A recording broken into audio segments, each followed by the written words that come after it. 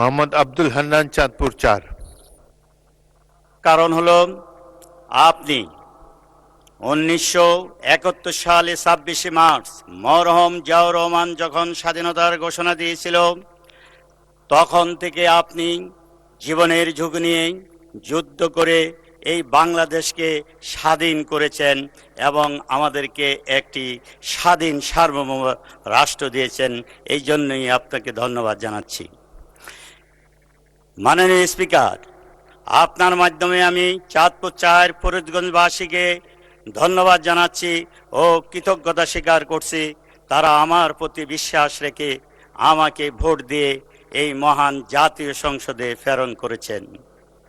মাননীয় স্পিকার, আপনার মাধ্যমে আমি মরহুম রাষ্ট্রপতি জিয়াউর রহমানকে ধন্যবাদ জানাচ্ছি।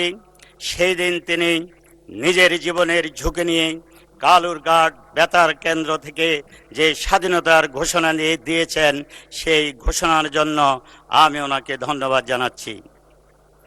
মাননীয় স্পিকার, আপনার মাধ্যমে আমি মরহুমা খালেদা জিয়াকে ধন্যবাদ জানাচ্ছি, কারণ তিনি সততার প্রশ্নে এবং কোনোদিনও তিনি আপোষ করেন নাই।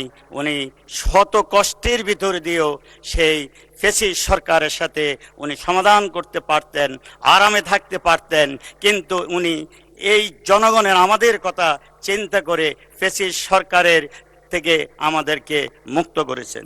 মাননীয় স্পিকার, আমি প্রধানমন্ত্রীকে ধন্যবাদ। মাননীয় স্পিকার, আমার কার্যবিনালী 71 ধারা অনুযায়ী আমি একটি রাস্তার কথা বলেছিলাম, সেই রাস্তাটুকু করে দিলে রামগঞ্জ, হাজগঞ্জ, চাঁদপুর, ফরিদগঞ্জ